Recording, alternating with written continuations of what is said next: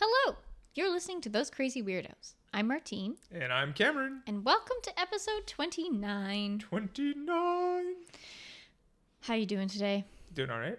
Been watching musicals. We were just talking about this before the mics turned on, so we can continue it here. We've been doing a lot of just singing. Yeah, which I probably shouldn't do. But what you should do, though.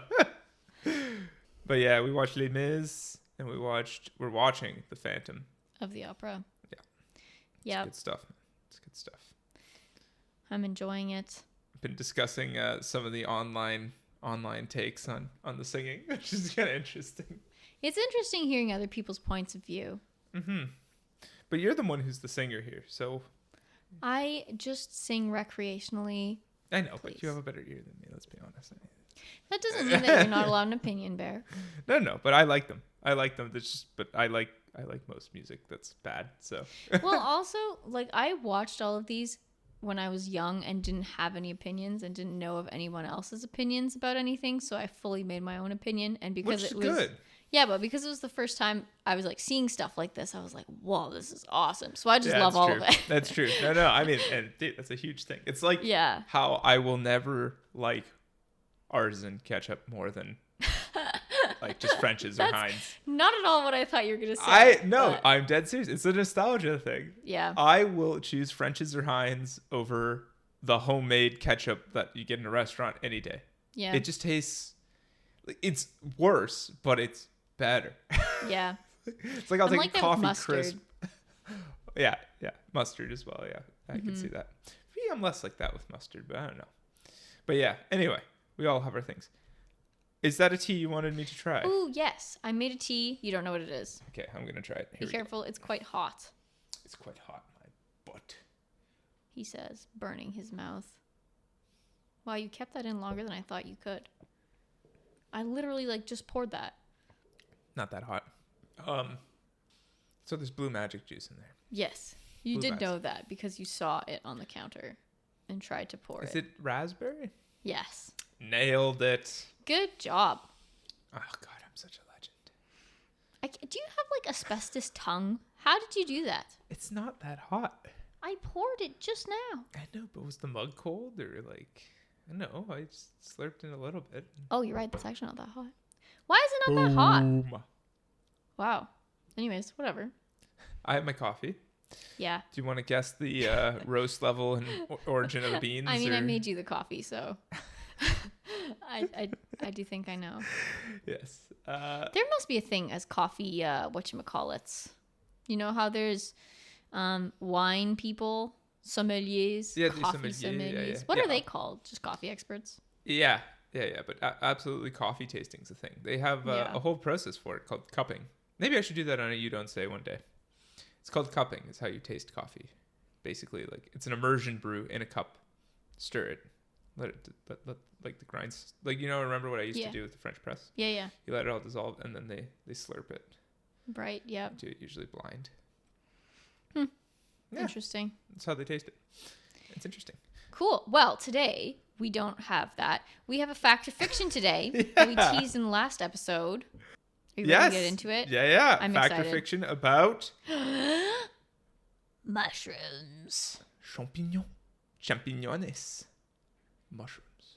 Zwiebel. Zwiebel? Yeah. That's how you say mushroom. There you go. Mushrooms in 4 languages. This podcast is English only, though, so let's move on. Roll the theme tune. Cue the theme tune.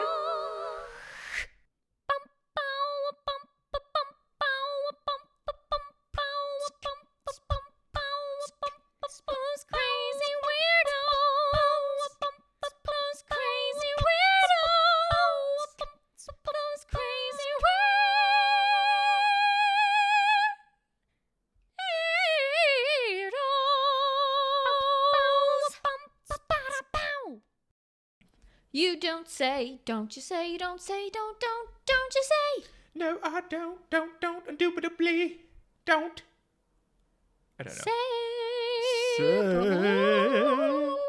Okay, yeah, we've been singing way too much like I said in the intro.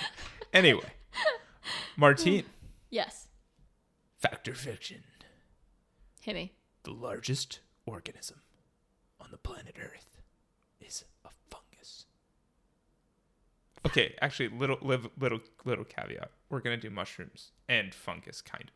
Right. Yes. Yeah. Okay. Sorry. I think that's a fact. Correct. Yes. Yes, you are correct. While most people's minds may jump to a blue whale, the largest organism that we know of on Earth today is actually a massive Armillaria ostoye. I don't know how to say that. It's probably Latin. Fungus in the state of Oregon in the western U.S. So it was discovered in 1998, and it occupies somewhere in the region of 965 hectares. Hectares? Isn't it just hectares? Hectares. Why am I saying hectares? Why the heck did I say it hectares? Hectares. Oh my gosh. That is...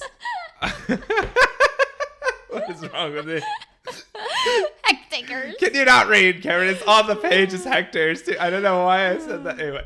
Right, yes. That's a lot. How much is that? So 1 hectare is 10,000 square kilometers. Oh my gosh. So 965 hectares is 9.65 square kilometers. Oh my gosh. Or 9,650,000 square meters.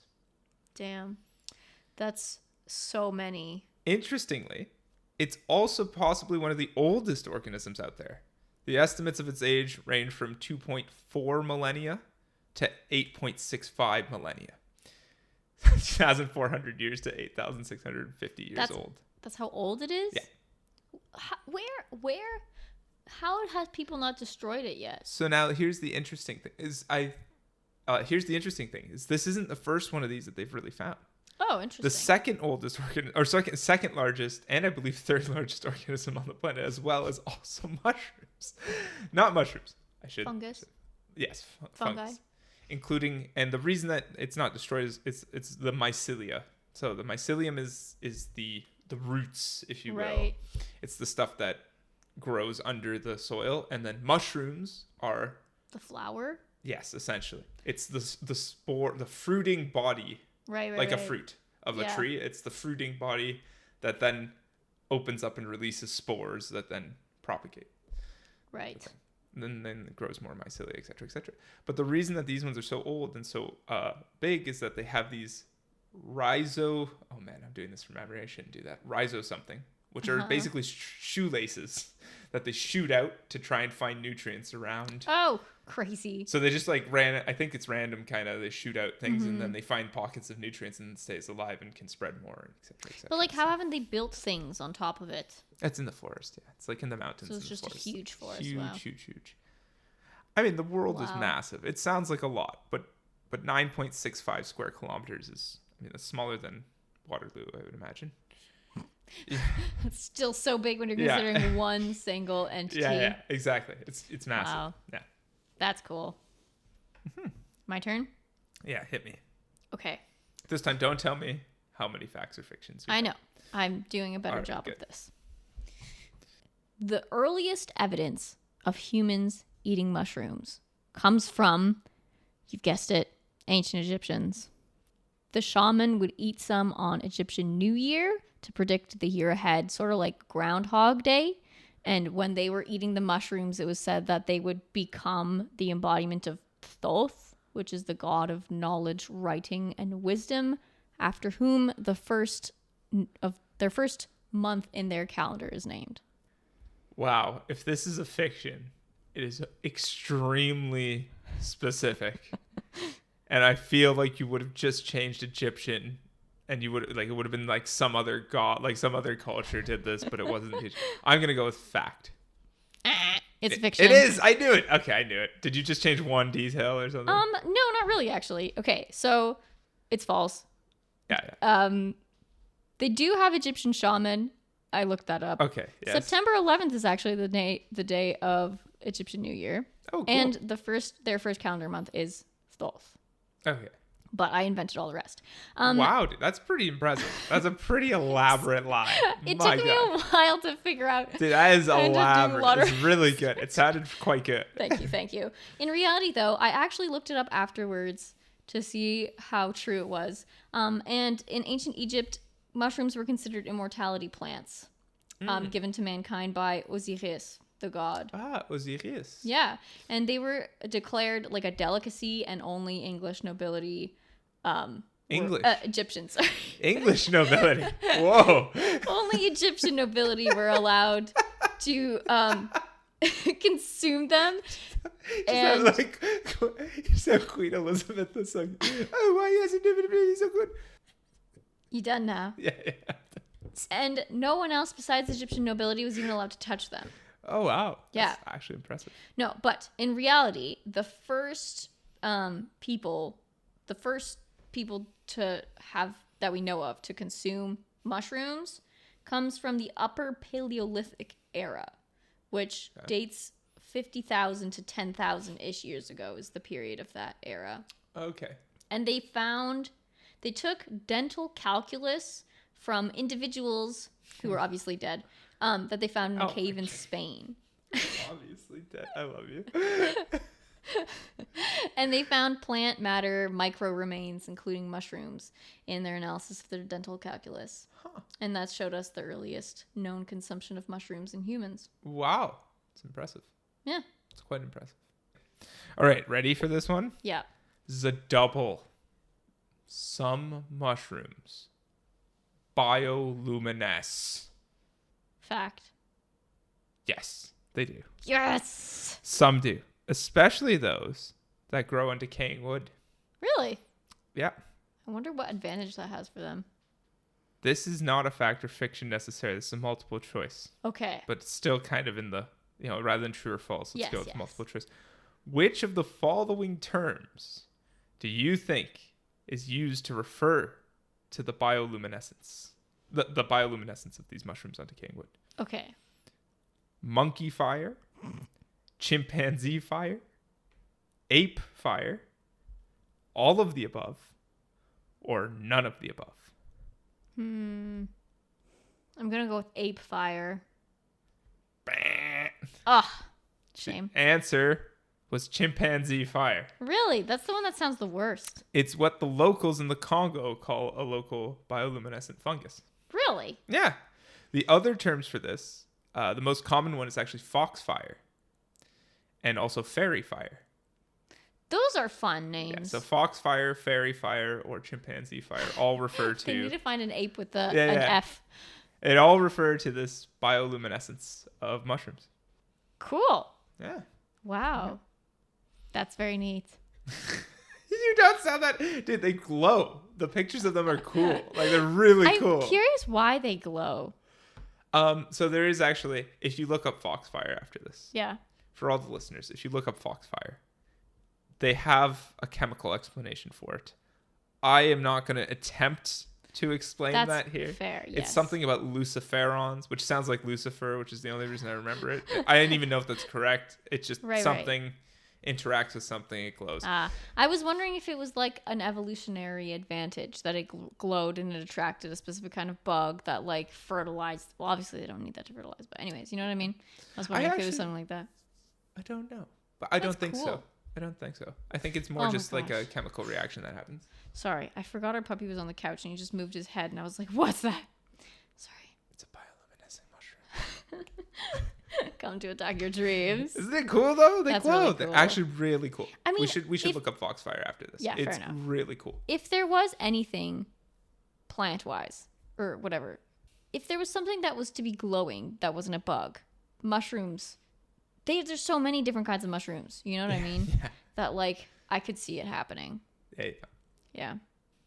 All right. My turn. During the winter, mushrooms are a vital food source for deer. Fiction. Bah! It's a fact. Yes. How do they know which ones to eat?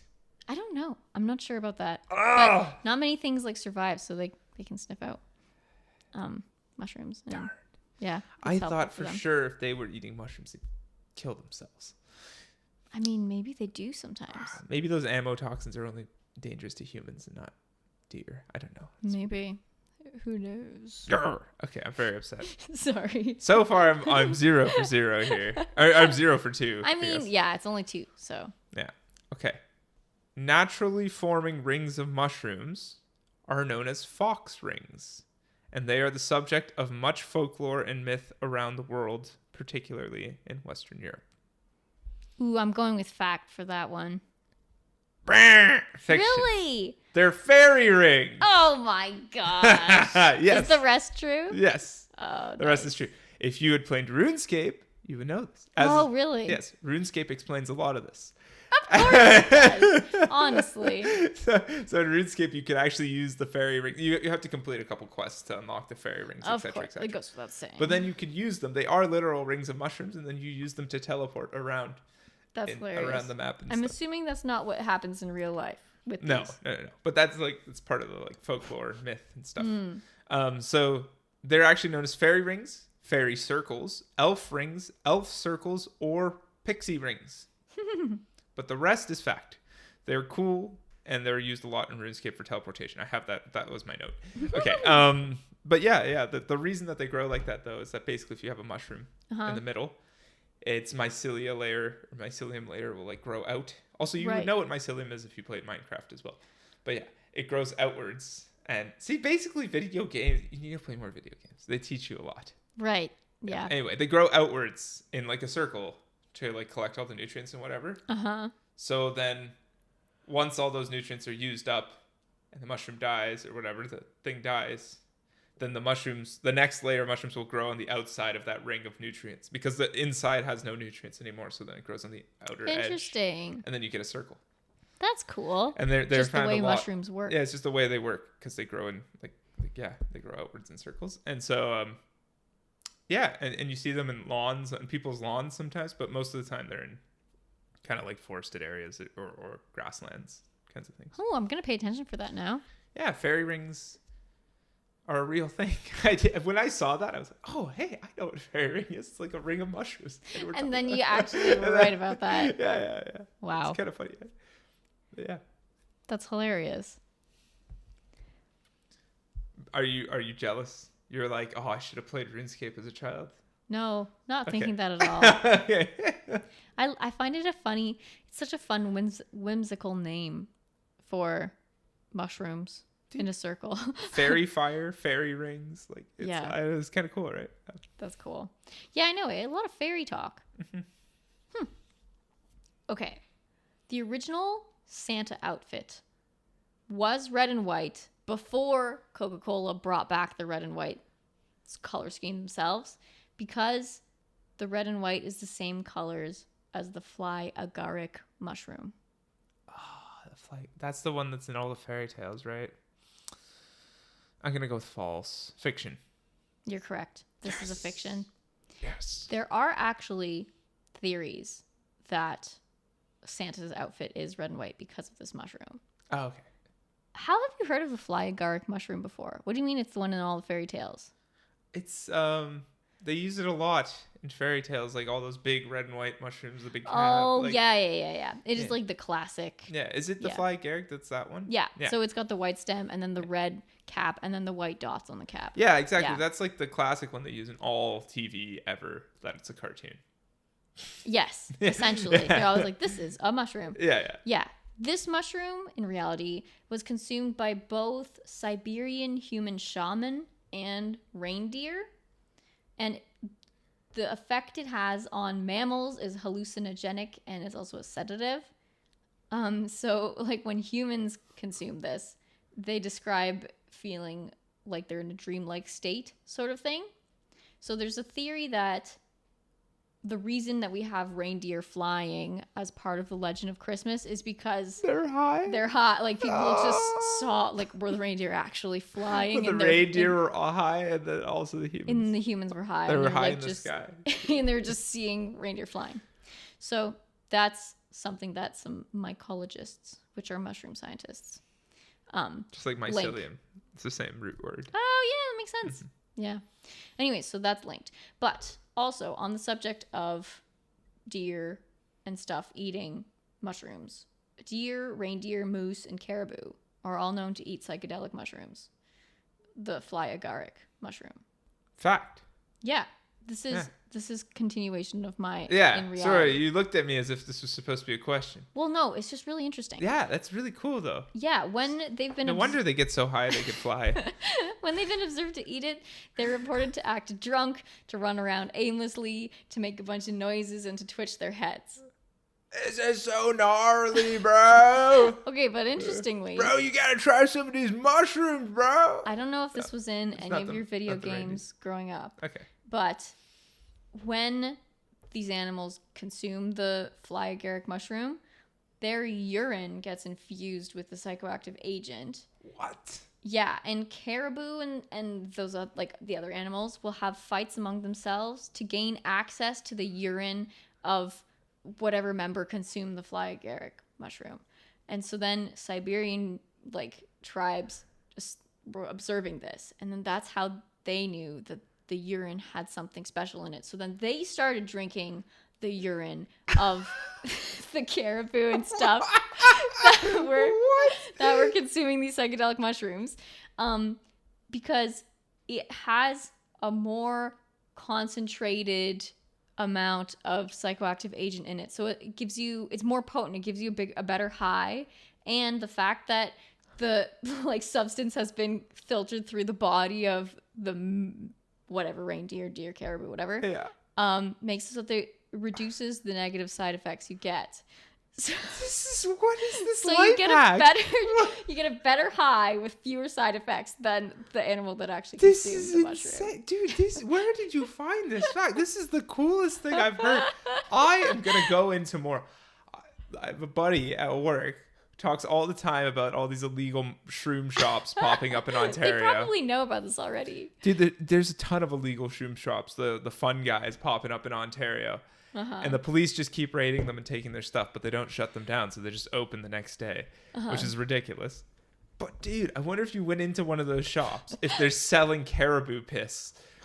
Get you like ultra high viewers. I don't know how you collect that. How do you get a caribou to pee in a cup? Like, what? Maybe they killed them and cut their bladder open. I don't know. Then they're not useful to them anymore. Yeah, I know. But like, what about the other caribou drinking the other caribou's urine? How did they just notice, hey, yo, they're drinking that guy's piss? Wonder if there's something to it. Yeah. It's like the milk thing, right? Anyway, that's you win.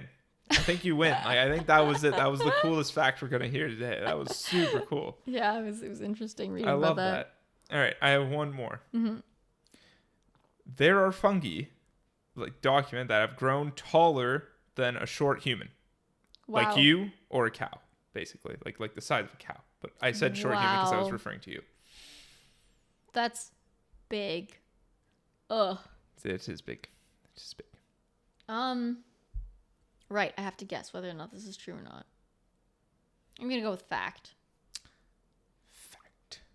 Really? Yes. Yes. See, okay. I was trying to trick you with this one because it seems big, and I was trying to make you think of the modern era. Were you thinking of modern times?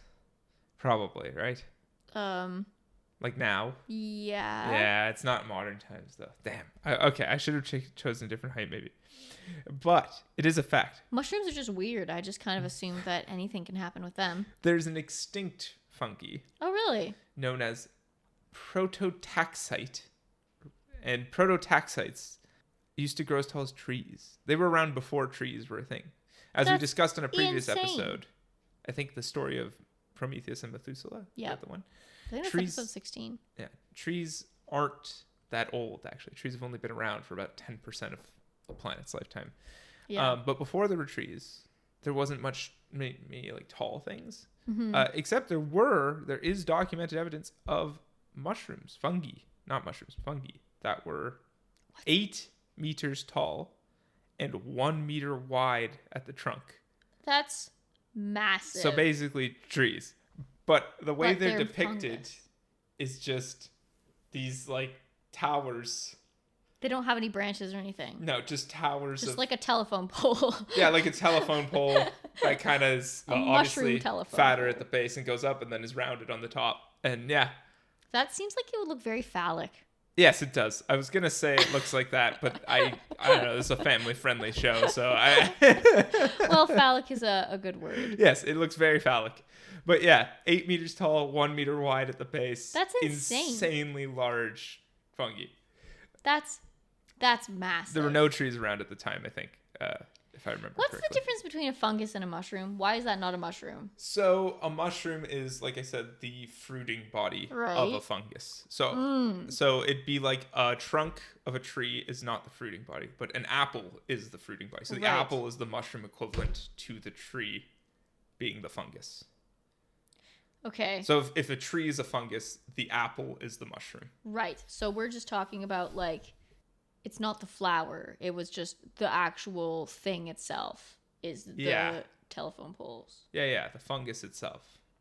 Interesting. And then That's I guess maybe so big. maybe like little mushrooms spawned off of it. I don't know how it spread. I wonder but how it spreads. It's so tall it can probably just disperse anything it wants and it'll go everywhere. You need a mushroom for that. Like mushrooms disperse the spores. Right. Yeah, maybe it just grows like a head of mushrooms. Yeah, I don't know, but it's extinct and. Oh yeah, it's extinct. How sad. Yeah, the only reason they even know about it is fossil records. Fossils of a mushroom. Yeah, they have. Wow. Yeah, they have fungi fossils that are 8 meters tall. Yeah, prototaxites. Man, very the things that you fascinating. can find. That's crazy. Very, very cool stuff. That's really neat. Yeah, and that's all I had. Do you have anything else? I have one more, yeah. Okay, let's hear it. Wow, that was really cool. That's so big, Cameron. Wow. I like that they were just like cylinders or cones. Like I guess the idea is that we don't know, and that's our best guess. Fair enough. You can't actually see a picture. Maybe the things. It's all depictions. Yeah, maybe. True. Maybe there was a bunch of things that didn't fossilize, and it's like some insane. Yeah, well, dude, this is the thing. You find most fossils in the Badlands of like Alberta, and mostly near kind of the poles, like outside of the tropical region. Yeah. But if you look at animal life as it is right now, most species on the planet are in rainforests. Yeah. They're in these insane environments of plenty of food, plenty of water, plenty of life, lots of room for evolution to randomly take course and, yet we have like no fossils from those areas. So interesting. So there's probably a butt ton of species and history and all that's just been completely erased by the rain and the decay because the soil wasn't good enough to hold their skeletons and whatnot. Probably most species that have ever existed. I know. It's hard. Okay, let's stop talking about this. It's too much to think about. Okay, last one. Primates, in particular mandrills, will eat psychedelic mushrooms to increase their stamina during long stretches of travel, like when they're crossing a savanna. And they share the mushrooms across the horde of mandrills. Oh, you got a lot of animals getting high facts here. I'm going to go with fact. It's fiction. Oh, you've already lured me in with telling me that all the deer get super high. They send themselves to the moon and then drink each other's piss. And now you're telling me the mandrills don't. It's upsetting. It's sort of true, but not about mushrooms and not about that. Okay. They eat iboga, which is a type of shrub. They eat the roots of that. And that contains a psychedelic compound.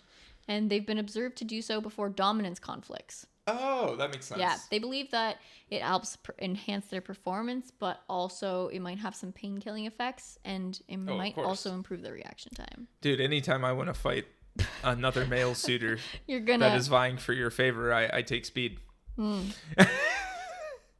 It's just normal. They do too. Just pop a Percocet and let's go. No, I'm joking. Of course not. Yeah. So there's a bunch of different kinds of animals. There's some, I didn't fact check this one, but mountain sheep, I think. People say that they'll travel up like really hard places in the Rockies in Canada to eat some kind of special moss that makes them get the Rocky Mountain High. Rocky Mountain High. Which I think is very funny. Yeah, it makes them get the Rocky Mountain High. I love that. Yeah. So who knows if that's true I believe that, though. There's a lot of animals, like you were just discussing. There's a lot of animals that we're not the only animals that like being high. Yeah. Yeah. There's a lot of animals that like, look at them taking psychedelics and stuff. Look at the mandrills, man. Yeah. They're like, well, I need this to spread. Look at the caribou. They're fighting over the piss of the other guy. Yeah, and that doesn't seem to have any purpose. So, I mean, yeah, it's just what it is, right? Like, animals like it too. Yeah, I guess one more thing. I realized that me relating, that we didn't mention, because I thought maybe it was too obvious, is that fungi are actually way closer to the kingdom of Animalia than they are to the plant kingdom. Like, they're much more close to us than animals. So me comparing a fungus or a mushroom to a fruit on a tree is actually right, because it's much closer to a human than it is to a tree in terms of its cell structure and its DNA and everything. And the way it works and stuff, Yeah, well, mushrooms are so insane because they keep discovering new species and, like, there's so many different kinds. Yeah. And they work, there's so many different kinds. They're all so weird. I know that there are, like, a lot of foraging that's becoming, like, foragers are becoming, that hobby is becoming bigger. Yeah. And especially in certain areas of the US and Canada, you can find these things called death cap mushrooms. Oh, yeah, I've heard of these.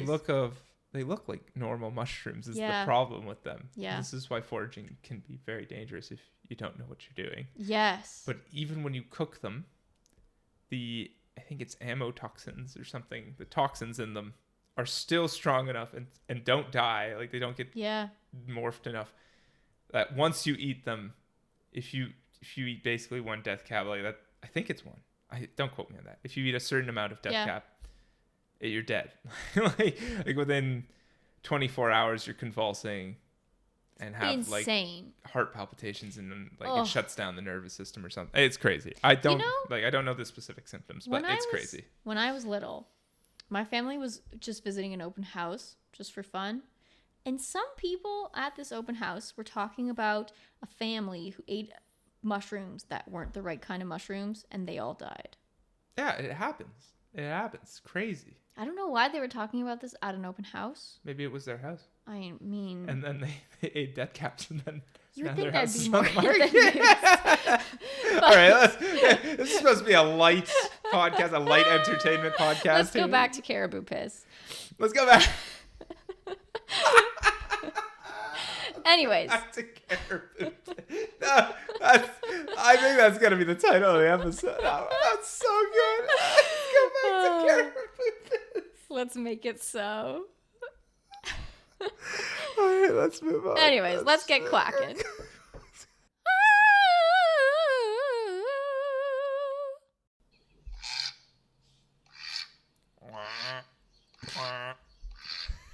Now it's time for the question. That's a baritone duck. Huh? That one is. Okay. Me or the actual duck? No, the actual duck. Oh, not me. Okay. Yeah. No, not you. I'm more of a falsetto. I'm more of a tenor alto sort of. Anyways. All right. Anyway, the quiet question. Hit me. Okay. I don't really know how to phrase this one. Okay. It's one that I've had actually since the beginning. But Whoa. I haven't actually. Are you serious? Yeah. Since the very beginning? I think it was 29 episodes ago? Yeah. It was like the second one I wrote down on my list. I've never gotten to asking you. But let's ask you. I don't know if it's a good one. That's why I keep avoiding it.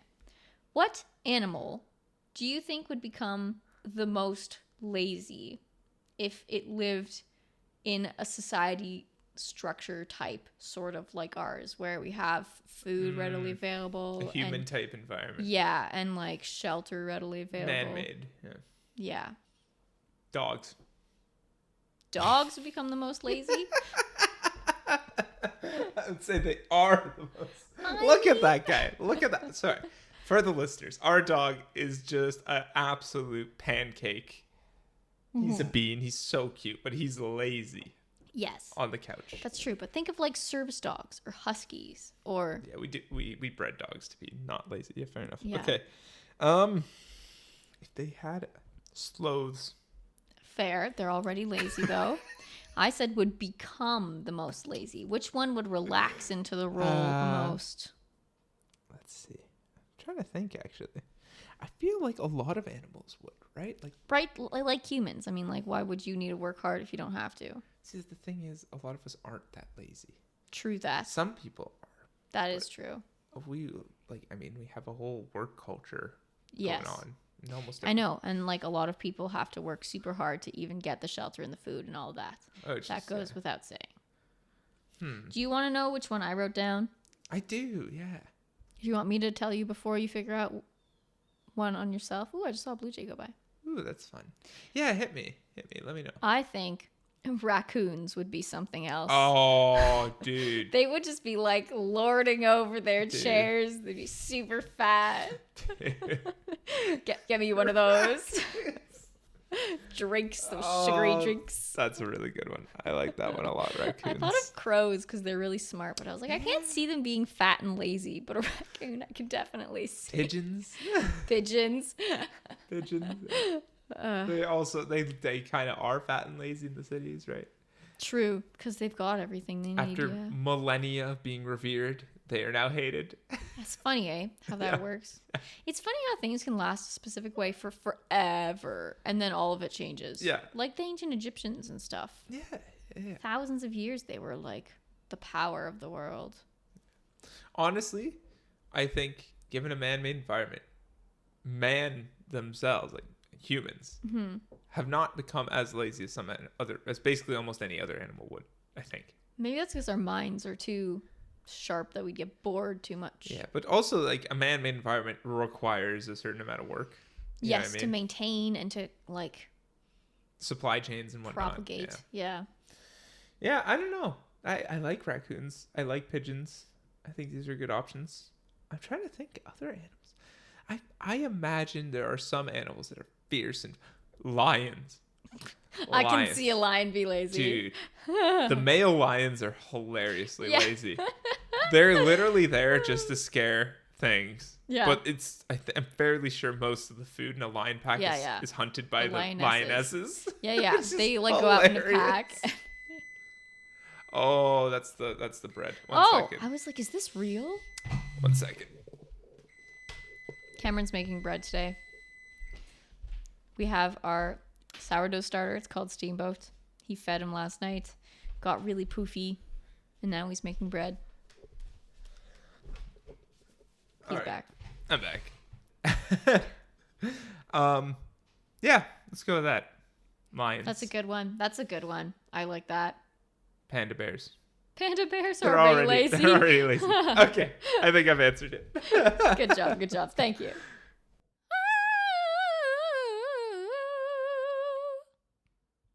It's now time for the cheerful earful.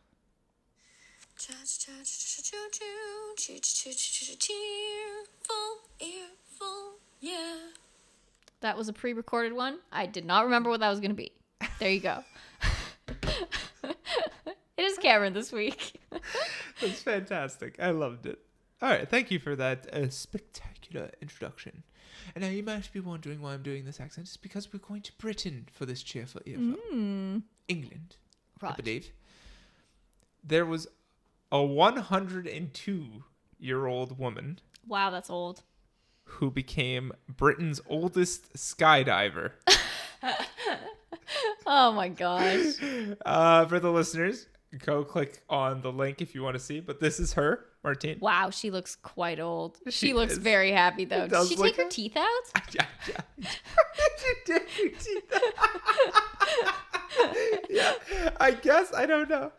But yeah, her name is Manette Bailly. That's an interesting name. Bailey? Manette. I have no idea how to say that, yeah. Bailey, maybe. Yeah, but she's 102 years old, and she jumped out of a plane at 7,000 feet at that age for that birthday, I think. Wow. I mean, that's a cool experience. For her birthday. Yeah, and she did a tandem skydive in Suffolk, England, and it was her first ever parachute jump. Yep, that makes sense. 102. She said, "It was a bit scary," she admitted in an interview. "I must admit, I shut my eyes very firmly." Good on her for conquering her fear, though. I just don't want other people who are getting towards 80 or 90 to give up anything. So she served in World War II as the woman's Whoa. in the woman's Royal Naval Service. Wow. Yeah. I feel like it's very rare to hear of a women veteran. Yeah, and she's apparently always been adventurous. So like 2 years ago for her 100th birthday, oh yeah, she raced a car. She raced a Ferrari at a racetrack. Oh my god. At 130 miles an hour. That sounds amazing. Which is like what, 200 clicks an hour or something? 130. Jeez. That's crazy. I want to be like her when I grow up. Yeah, and she's basically her goal is to inspire other people to not assume that it's all over when she's old. Yeah. So I just can't waste it. Other people are crippled with arthritis and I'm not. And she inspires people, you know, if you're 80 years old, 90 years old, don't give it up. You could still do cool things. You could still be, you know. You can race a Ferrari and jump out of a plane. That's exactly. Really cool. Yeah. So that's it. How inspiring. Inspiring and also absolutely mental. Just imagine that was your grandmother. I think it's hilarious. I will say one thing she did say that I found very true, that I've come to realize is true based on basically everything, is her secret to living a long and fulfilling life is community, friends, and being among people. Yeah. That's fair. Well, there's lots and lots and lots of good research to show that if you want longevity and you want happiness, relationships are where you turn. Yeah, good social network. Yeah. So there you go. Have fun. That was a good one. Yeah, go Manette Bailey. Manette's an interesting name. A Manette, I don't know if it's maybe because she's 102. So she was born 102 years ago. That'd be the 1922, Martine. That's so long ago, 1922. Cameron. I wonder if French names were more popular in Britain. I mean, that's so long ago. Yeah, but wow, it's possible. Yeah. There you go. Good one.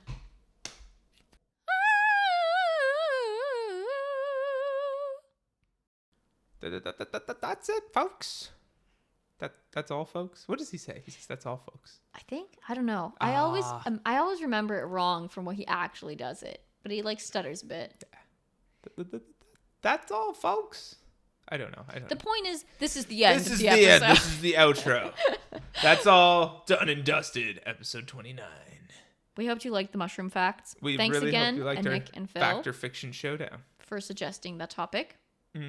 Yes. If you would like to suggest any other topic, or give us any other cool facts, or you don't says, or cheerful earfuls, or quack questions, feel free to get in touch at thosecrazyweirdospodcast at gmail.com. And check out our website at thosecrazyweirdos.ca.